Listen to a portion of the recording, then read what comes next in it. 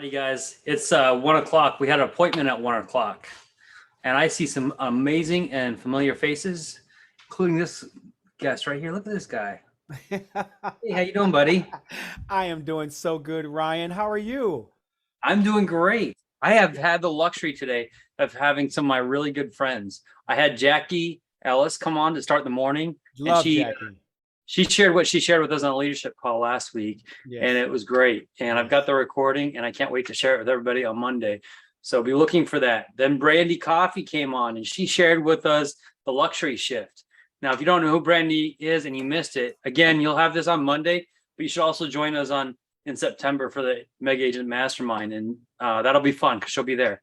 And then Mabel and Liliana came on and shared about buyer reluctance. And those two are dynamic together. They're really, really good. But Wow. now all of you guys are in for a real treat because I got my friend, my mentor, my team leader from the Clearwater office over here going to come and share tactic number one with you. If you're taking count in the book, it's page 23 for tactic one is get real, get right, mindset, and action. So I was trying to think who would be the right person to teach this class. And you can't get more right than this ball of energy right here. So first thing I want to do is, okay, I've got an amazing ROM because she made sure this is getting recorded. So thank you very much, Ariel. If we could all give Ariel a hand for helping us take care of today. And then Yes. all of our Market Center Tech trainers, you guys have been amazing helping today. If you guys need any help, please feel free to go into the chat and put questions in there. We have Market Center Tech trainers monitoring that for you. And I'm going to hand this now off to Chaz Bradley. By the way, my name's Ryan Yarbrough. If you guys didn't know, I'm the regional technology trainer for the region. If you need any help, feel free to reach out to me. Now, let's get our minds right with Chaz Bradley. Awesome. Oh man, what a great introduction, Ryan. Well, first of all, as some of you may or may not know, I am a ball of energy. I believe in enthusiasm, excitement, and energy, and I believe that that's the way, first of all, to get the mindset right. Some of you may know me from the Pivot Shift Ahead in the morning. I'm on there with James Shaw and some of the great people there, and I'm always dancing because I believe that motion creates emotion. So, first of all, just a little bit about me. Chaz Bradley, team leader here at the Clearwater Market Center 138. 8 years with Keller Hey, Chaz, Williams. can you adjust your microphone just a little bit? You're a little bit low. There you go. How's that? Is that better? That's much better. Yeah. Awesome. Okay. So again, I'm Chaz Bradley, team leader with KW Clearwater Market Center 138. 8 years with Keller Williams. This is my anniversary month. Yay! So I'm 8 years with KW. Excited, and I'm just glad to be here. And thank you so much for having me here, Ryan, and of course the region. As a team leader with 400 agents, 11 ALC members, 7 leadership staff members. We sold over $110 million in sales just a month or two ago, and over 245 closed transactions. And our top agent here in the office closed GCI 110,000 in one single month, and only has been in the business for 3 years. So I meet with our top 20% of our agents monthly in a brainstorm session to provide, open space to bring issues, ideas, and have them be with their peers and to find out what's going to actually work and what they're actually doing. And of course, it's just the ultimate power. That's what I call it. And I'll come over and I'll be covering some of that, during the time that we're going to spend together. So if you want more, just let Ryan know and just put that in the chat. So let's just get down. Let's get to it. So first of all, Brian wanted me to go and talk about the first chapter in the Shift book, which is, mindset and into action. I wanted to go back a little bit on page 13. And if you can go into your books, if you have it, if not, that's okay, because I'm going to just talk about the law of equilibrium. That's the first thing that I'd like to discuss with you. So I don't know if we're going to have some participation here or if you guys want me to just chat at you. I'd rather you participate. So if you want to take your microphone off and participate with me, I love energy. I love giving it. I love receiving it. And if I can get some participation, that would be great. So on Yeah, page Chaz, 13, say that before again? you jump into that, let's take care of one little piece of housekeeping. If you're on Yes. this call, please make sure your camera's on. I know Chaz wants high energy and he's full of energy, but it's a lot easier to talk to faces than to talk to black boxes. So please make sure your camera's on. And we're in a class, we're KW, we participate. So participate, okay? Awesome. I love it. I love it because I can see every single one of you. All right, so let's do this. So first of all, the first thing I want to ask you, when you hear the word equilibrium, the law of equilibrium, can someone, maybe one or two of you, tell me what comes to mind? What's the first thing come to mind when you hear the law of equilibrium? What does that mean to you? Anyone? And don't make me pick you. For me, it would mean balance. That's the first thing I think of. That's beautiful. I appreciate that, Brett. Anyone else? Balance. That's good. What comes up must come down, and what goes down will come up. That exactly. You guys got it. On page 13, it states that the law of equilibrium states that the available income, now listen to this in terms of real estate, that the available income in a market determines the number of agents in the market. And that's right there on page 13. And of course, here's a fact that in the last shift, over 48%, nearly half of the agents in the business were forced out and brokers' doors were closed. And of course, sadly, when the number of transactions fall, so does the agent count. And that's going to be the same with your listings and the same with your buyers. So prolonged sellers market, which we've just finished, which most of you know of, is pretty much the upswing in the shift in the market. And there's lots of agents in the market that go up and must come down. So as you just mentioned, what goes up must come down. And more agents with less transactions means that someone will have to stay and someone will have to be told bye-bye. And the same is true with your listings and working with your buyers, that some are going to move forward and some are going to move backwards. But most importantly, maybe even some of them might even be you. You may be the next agent if you're not doing the right thing to keep yourself in the business. And it's called Get Right and it's called Get Real. So if you've lost, here's a question I have for you. And I want you guys to think about this with me for a moment. And this is the biggest question of the entire time we're going to spend. If you lost 30% of your income overnight, could you still afford to operate? If you lost 30% of your income overnight, could you still operate? Now, I don't expect you to answer that for me, but is there anyone on here that could absolutely say to me, I definitely would? I want to see your face. Who's that person? Okay, was that you, Betsy? Yes, I could. Okay, talk to me for a moment. Keep your speaker on. So when you say you definitely could, what are you doing to align yourself and to protect yourself and your fortress to be certain that that's going to happen? What have you done, if you don't mind me asking? I'm just calling my database and really staying on top of the stats so that when I do speak to listing agents or, doing listing potentials and buyers, that I'm able to let them know that I know what's going on in the market and to kind of guide them better.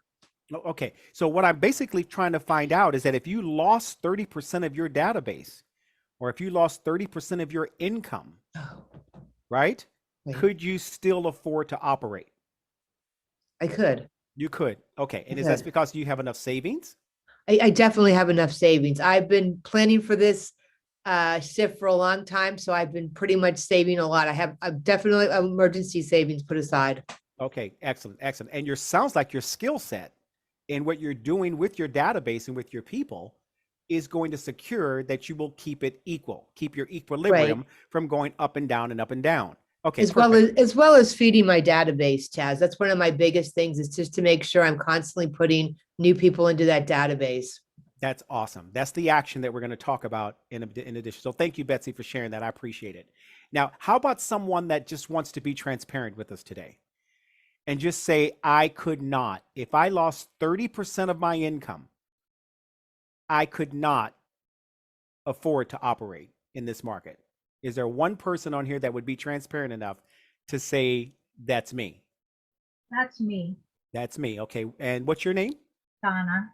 Donna. Okay, Donna, talk to me about what do you think you're not prepared for? What do you think that if you lost 30% overnight, you would not be able to operate? You'd have to go back to a full-time job, and on and on and on. What's going on to where you would, what's making you say that? I would have a hard time paying for the lifestyle that I am used to living at this time. I couldn't keep that up. You couldn't keep it up. Okay. And isn't this a great question to ask ourselves? Because when we ask ourselves that question, we begin to understand that we need to build a fortress around what we have. That's going to be the key today, is to build a fortress around what we have. And the key is to be resilient and skill based, right? On your toes, and to be able to take a hit and not get knocked down. Okay? Not get knocked down.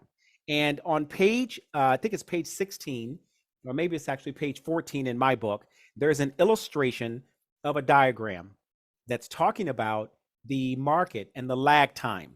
And I even love the one that's on page 15 because it talks about the resilient factor. And the resilient factor talks a lot about whether the market goes up or whether the market goes down, your total market share remains the same. Now, your market share, let's talk about that for just a moment. Can someone tell me what is market share when it comes to the business that we're in? What's market share in your mind? Someone go off mute and tell me what is market share. Market share is your share of the market. How much of the market do you service as an Correct. agent? That's right. In other words, market share could be like, who knows you by name in your farm area. We as a market center have market share, which is mind share. So when they think real estate, they think you. When someone thinks about a brokerage that has education and energy and enthusiasm and excitement and profitability, we want them to think Keller Williams Clearwater. So we all have market share, in which we have to remember is the first thing to do. And no matter what happens in the market, no matter if the tides are high, if you go to page 16 and shift, or low, you maintain your market share. And it's important to keep that piece in mind. Now, the thing I want to move over into next from is right over to the five, what I want to call those, the 5 mental shifts that we need to make in order to get us from where we are to where we need to be. And this, of course, is talking about the get real, get right. So the first mental shift, if you want to write this one down, is to choose. We've got to make a mental choice as to what we want to do or not. The second, after choosing, because it is our choice, I call it like sneezing. I choose. So no one can choose for you but you. Second, we need to decide, make a decision. I was told in the training that I've done over the years is that to decide means to cut off all other options. So once you make a decision, you decide that's what you want to do, and then you go for it. Now, here's something I'd like to ask if someone can help me with this one. I want to ask you, how do you cut down a tree? And I want someone to go off of mute and tell me, until the tree falls, what do you cut down? So who's going to be my person to work with me on this one? Anyone? I'll work with you. Awesome. Okay, what's your name? Nordis. No, I don't see your face there. Let me just go into my Nordis. Nordis. Okay, great. Good to see you. Okay, so step 1. How do you chop down the tree? You get a tool. You get a tool. Step 2? Identify the tree. Identify the tree. Step 3? Turn on the tool. Turn on the tool. Step 4? Start chopping it down from the top. You're going to need a ladder, by the way. Okay, number 5, you need a ladder. 6? Get on the ladder Get on the ladder. with your tool in hand. 7, tool in hand. The tree's not down yet, and we're on step Nope. 7. Go And ahead. you start chopping it down from the top. Start chopping it down from the top. Okay, and then what happens? You keep chopping, and at some point your battery's probably going to run low, or it's going to be dull, so you're going to need to sharpen that tool. Okay, so it looks like there's about 9 or 10 steps. Now, let me just show you what I mean by decide, because to decide is to cut off all other options. So if I'm going to chop a tree down, here's what I'm going to do. I'm going to go to Home Depot. I'm going to buy an electric saw. I'm going to go boom, and I'm going to go chop. What's the difference in what I did and what you did? What's the difference in what I did and what you did? So I went to Home Depot. I bought a saw, electric. I chopped it down. And here's the last thing I did. I returned it and got my money back. The tree's down because I made a decision. But I thought about it before I started cutting it. I did not start cutting and then began to not think about what I'm doing. So what is my point? The point that I'm making is that we have to make a decision and decide what lead generation, what are we going to be doing? How are we going to spend our time? And get all of that into our calendar so that we do it and do it effectively and efficiently. So chopping down a tree, I would rather take 3 hours thinking about it and 1 hour chopping it down, as opposed to taking 3 hours trying to chop at it and not even recognizing that I have a dull saw, and then it takes longer to do that. Does that make sense? Can anyone relate to that in terms of your daily activities or what you might be doing to stop you from getting done what needs to get done? Because the first thing it starts with is our mindset. It's our mindset. The mindset is the beginning of every single thing that we do in order to make that happen. So there's 5 different mindsets. As I mentioned, the first one is going to be for us to choose, right? Then we're going to decide. And then the next piece is we're going to deal with confusion.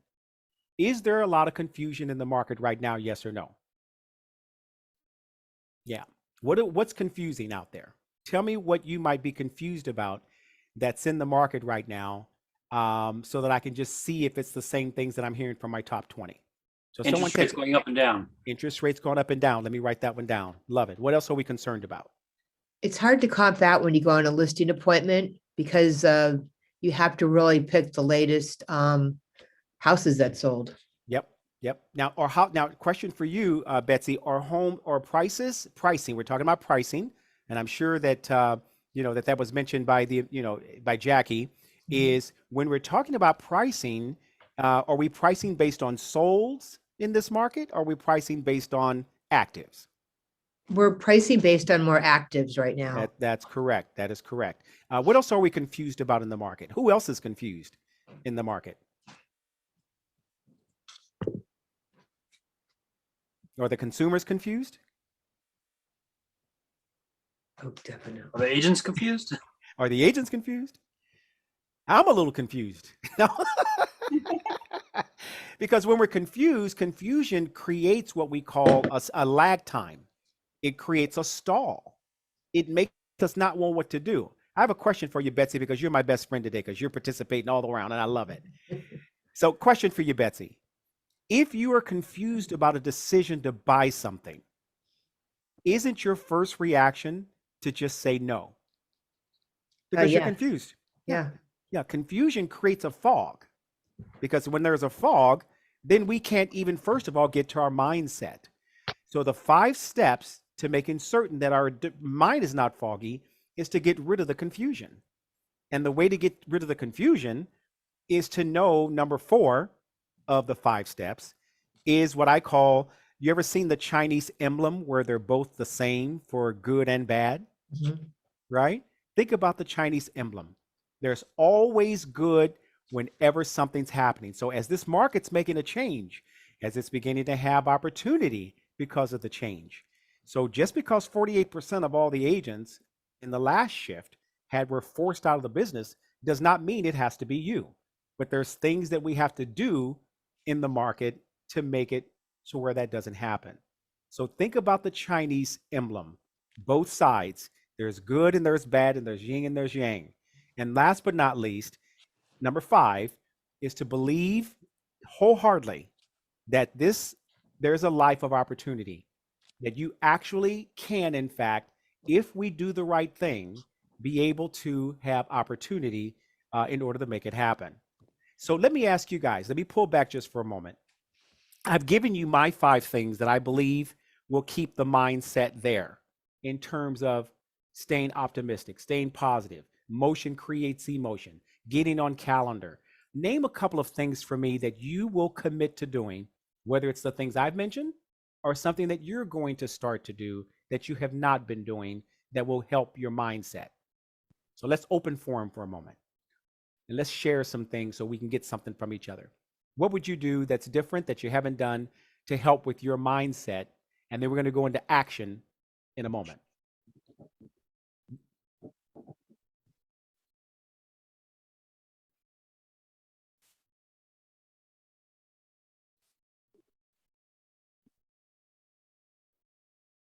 Okay. Guys, remember, cameras on, please, and please participate. Yes. How you participate in here is how you participate out there. So what are you going to do, or what's one thing that you can do that you can share with others to make sure that your mindset is set up to be able to get done what needs to get done? We can talk about I'll wake up and I'll read, I'll have a golden hour, I'll listen to motivational music. Name some things for me. Can I get about 4 or 5 things from you guys, as far as what you'll do for your mindset to help? Podcast is something I've been listening to actively throughout the week on my commute. What is it that you do? Say that again. Podcast. Listen to podcast. Podcasts. Fantastic. What podcast do you listen to? Wow. There's a few. Okay. Well, we have the Gary Keller Things Like a CEO podcast. There's one that I listen to called by Jim Fortin. Hidden Brain is another one that I listen to. There's quite a few. Okay, that's great. That's fantastic. Very nice. I appreciate you for sharing that. Thank you, Nordis. How about you, Dana? Hi there. Hi. Yes, if I could commit to waking up early so I can get that miracle morning stuff in, that would really help my mindset. Okay, so I have a little quote for you that you'll like, and I created this. I call this a Chazism. I love it. You know, we have Kellerized and we have Chazercized. So no, I'm just kidding. I call Chazism it is. Yes, I call it mind over mattress. That's a good point. So we got to get up. Yeah. Yes. But the bed's Right? so comfortable. I know we got to, but you don't want to hug that blankie too long. That's why it's mind over mattress, not mind Yes, over matter.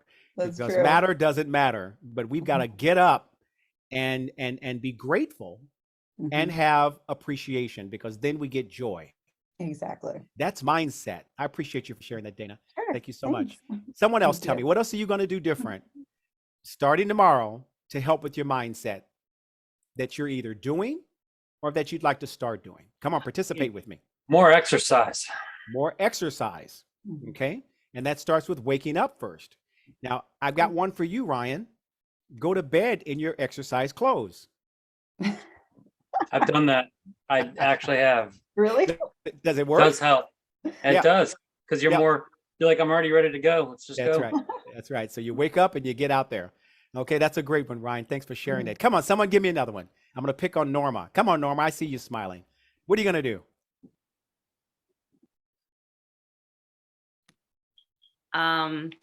I'm going to make sure that I know my stats and just really be on top of that and get onto RPR and make sure I really familiarize myself thoroughly with the market updates Okay, so I that love I it. feel more confident when I'm having conversations with people. I love it. I love it. So think about this for a moment. Are you one of the type of people, Norma, that prepare your day in the evening, or do you prepare it the morning that you wake up? What It type of? depends on how busy I am. I strive to prepare it the day before, but it doesn't always happen. Okay, which way do you think is probably the better way? Absolutely best to do it the day before. So I would make that a action plan to put that in your schedule and make that happen. Because what happens when you don't? You don't have time to get around to it, and then you're playing it by ear. Yeah, and you're running around aimlessly trying to figure out what the best things are to do. Yes. Because again, it's like that tree I talked about. We're out there with the axe, we're with the ladder, we're like 10 steps deep when we can do it in 3 steps. Buy the saw, chop it down, return the saw, get my money. and then now we're good. So I would say time block that into your schedule. So if your last appointment's at 5 o'clock, it's not really done until 5:30. My mom used to tell me that we were not done in the kitchen until the kitchen was the way it looked when we started. Absolutely. Am I right? Yes. So that means that if I'm going to start something, I need to give myself enough time. If I say I'm leaving the office at 5, I need to wrap at 4:30, Mm-hmm. not at 5, because we know it'll never be that time. So I appreciate you Time for block. letting Thank me know that. So I'm gonna ask you later on if I ever see you at Mega Camp. So how you doing on waking up in the morning or preparing the night before? Because There you it's go. nice. It's nice to have things laid out and you just wake up and you just go. And that is Absolutely. definitely a way to handle the mindset. Thank you for Okay. sharing, Norm. Thank I you. appreciate that. Yes. One more Okay. person. Who You got can I pick Michelle on? Suarez in there, says she's going to read more of the shift book. Be more of the And- shift book. Nice. So let me go into that a moment. So what do you want to know about the shift book that you think that could help you? Because there's 12 tactics, and we're only talking about the mindset. I haven't even gone into the action, but the mindset. Michelle, what do you think would be, and I know I'm putting you on the spot, what are you looking for? And you can type it so that way Ryan can see it. What do you think would be the place to start in shift to be able to get a return on that time spent? What do you think might be a place to start? Well, this is my first time I go through a shift. I've been in real estate since 2019. Okay. And you know, this is I want to learn more about the shift process and how I can help, because I do have a lot of buyers. I work with a lot of buyers. Okay. I definitely have felt a difference in the market, Yep. and definitely not, you know, I just got a buyer under contract below asking price, Okay. and definitely it's different from what we were seeing you know, a year ago or even 2 years ago. Absolutely. Absolutely. Absolutely. Okay. So here's my recommendation Mhm. is start with tactic number 7 and tactic number 9. Okay. And the reason why is because, does anyone have their book? They can tell me what tactic number 7 is. Oh, I can go get it. Okay. Price ahead of the market, seller pricing strategy. Okay. Price ahead of the market. Is that important to know right now in this market? Yes. You guys remember when Jackie talked about pricing and she did the curve, the bell curve? Pricing right now is key. So Yeah. that's where I would start, because the book is not chapter 1 or tactic 1 through tactic 12. It's all on where you are in your business. Hmm, okay. What's tactic number 9? Create urgency. Great urgency. For who? Buyers. For buyers. Now, would that be of help to you to know how to create the urgency of the buyer, to remind them that we're in a market that's taken a change and that they need to be on the opposite side, right, of the bell curve? Yeah, Because I definitely think it's a good opportunity now for buyers. absolutely, Not like it was, you know, a couple months ago or a year ago. I absolutely. think they have more of a chance now than they did when we had like 20, 25 offers. That's right. Yeah. That's right. So in your mindset, the mindset is all about preparation. So if you want to write this down, success occurs when opportunity meets preparedness. Success occurs when opportunity meets preparedness. And I'm sure a lot of you have heard that. But what I want to get back to is moving now into the action part of the shift. And here's something that I wanted to read right out of the book that I think that's just amazing. And it's on the second page. And here's what it says. It says, to survive in a shift, you must first make the mental shift to run towards what you most want and avoid the temptation of running away from what you most fear. One approach lifts us up and the other drags us down. And of course, it says, and you must keep both eyes on the target and not ever moving in this ever moving market. And just remember that the process is never about the chosen few, but the few who have chosen. Can we open up a little conversation about that? What's your thoughts about that when you hear that? Well, I think of it, Chaz, as real estate market is a very easy entry industry. Anyone can pretty much enter into it. And the only ones that really end up staying are the ones that choose to do the work. And Gary Keller has set up a guideline of what you really need to be doing. And those that are participating in those activities are the ones that are going to be staying. Right. So I guess the next question becomes is, what are those activities that we should be doing? You know, once you know what to do, it's not about knowing more, it's about doing it. And that's also in the shift book. I'm reading right from the shift book. So now let's talk about some of the 3 questions. What are the 3 questions that we should ask ourselves to get ourselves back on track? How many of us read the book The One Thing? A couple of us? Okay. So let me pick on Teresa. Hi, Teresa. Have you read Have you read The One Thing? Yes? A while ago. Sorry, A I while couldn't get ago. unmuted. No Yes. problem. Good. Thank you. So in The One Thing, there is a question called the focusing question.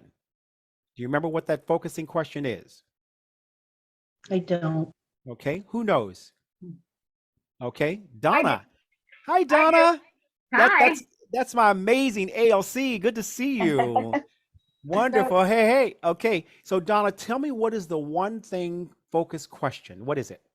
What is the one thing that I could do such that by doing it, everything else is easier or unnecessary? Okay. That's right. How many of us remember that? Raise your hand. Oh, yeah. Now I do. Okay. Now, Donna, repeat it one more time so everyone can hear it. What's the one thing that I can do such that by doing it, everything else is easier and or unnecessary? That's fantastic. Right. That's awesome. Mhm. I mean, if there was one thing I would have you leave today with in the action part of the mindset and the action, that would be the statement. Now, here are 3 others that are inside of the shift book that I'd want you to ask after doing that. Number 1, what do I do right now? I would write that one down.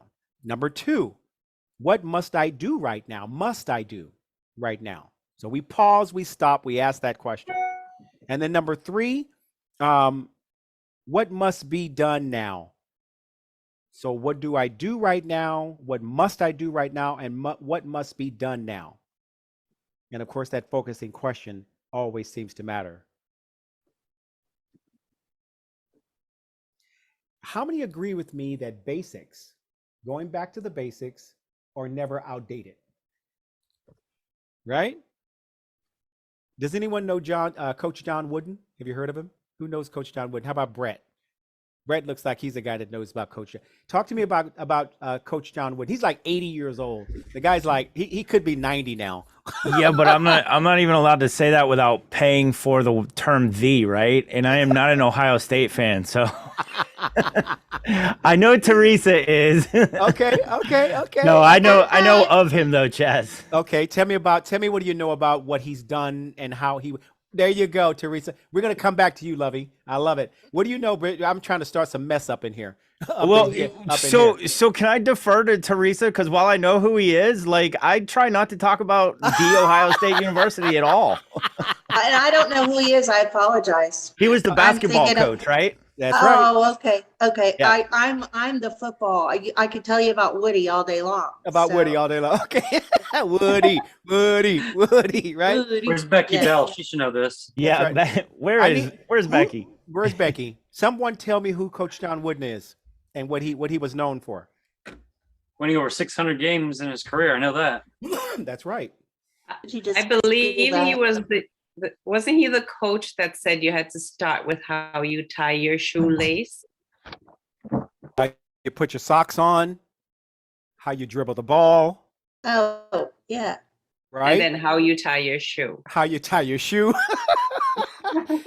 Now, and I imagine being a pro athlete and your coach is telling you to get back to those types of basics. You would look at him like, are you crazy? That is just what? But wouldn't you agree with me that the basics are what we're needing in this skill-based market? Yes. And I'm so glad that Ryan had me speak with you today, because my goal today is to motivate you, or at the least give you something to be motivated by. Because we can't motivate anyone. We can inspire you to do better, to inspire you by giving you stories and inspire you by giving you different examples of things that have happened.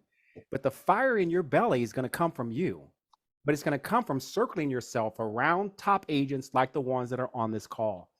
People that take the time out to get back to the basics and to understand the things that need to get done. So I would say to you that basics are never outdated, ever. And that's in the action part of the shift book. And I think that's on like page 16 or something like that, page 24. So here's where I want to start wrapping up. The first thing I want to ask you is, What are the 5 real estate agent job description activities? And I know all of you know this. If you've been to Bold or you've been to any of the programs where you have a coach, you know what those are. So can someone tell me what those are? Anyone know? Lead gen, follow up, Okay, first one's lead gen. follow up, What's the second one? follow up. Lead follow-up. Mhm. What's third? Go on appointments. Go on appointments. That is correct. What's the fourth? Negotiate contracts. Negotiate contracts. Okay, you don't get the Practice fifth role one. play. You don't get the fifth one, Ryan. So let me repeat those one more time. If someone can put those in the chat, I'd I love will. that. So the first one is we lead gen. Now, real quick, is lead gen cold calling? Can be. Can be, but is it only cold calling? Nope. Nope. Lead gen is based on your lead sources. Donna, we're going to be doing something that's called lead gen that you and I are working on as one of my ALC members and my top 20. What are we working on that's a lead gen activity that you'll be doing next month? Client appreciation event. A client appreciation event. And you're going to be sending them what? Giving them what? Equity analysis. Equity analysis, so she can talk about the equity that's in their property. This is called lead gen. You don't have to go out there knocking doors and cold calling if that's not what's for you, but you got to lead gen 3 times a day, 3 hours a day, no matter what that looks like. Lead follow-up. That's the second one. The third one is going to be going on appointments. So Donna, after you're done with the party that we're helping put together, and then you now are going to follow up the people and say, did you get that little package I put in your gift bag? It's called an equity analysis with a check. She actually put a check in there with it, signed. You got 80 grand in equity. What are you going to do with it? You want to remodel? You want to get your insurance better? How can I be of service? And then they may say, well, I don't want to do any of those. I just want to sell. Bingo. Now you take the listing. The next piece is going to be in action is to follow up with those folks. So I think we have how many people on your list that are invited, Donna? I believe it was 54. 54. So out of 54, we're probably going to follow up on 25. All of them will follow up on, but 25 will probably have conversation with you. And of course, the follow-up would be setting the appointment, which is the third piece, is to go on the appointment and sit down with them. And then you're going to negotiate with them. And we're hoping from that, we'll be able to get 5, hopefully 10 contracts. That's the goal. So we lead gen, we follow up, we go on appointments, we negotiate contracts. Now let's talk lastly about the practice and role play. So how many of you have a practice and role play partner? Does anyone have one? Okay, cool. If you do not, I would highly recommend that would be the next thing. I have, as a team leader, a practice and role play team leader that's in Florida, Fort Lauderdale. And we talk every Wednesday, and all we do is practice with each other. Tulio Pena, who's an amazing agent in Colorado Springs, has a practice and role play session that he does on Zoom. It's called Word Wizard. And all you're doing is practicing your script, scenarios. That's going to allow you not to practice on who. That's the big question. Who do you not want to practice on? The client. Your client. Your client. We want to practice with each other. So I would recommend that if you have not found a practice and role play partner, find someone in this Zoom call today. So do me a favor, in the chat, type your name in there for me and just type, I would like to have a role play partner. Type that in there if you are interested in that. I would like to have a role play partner.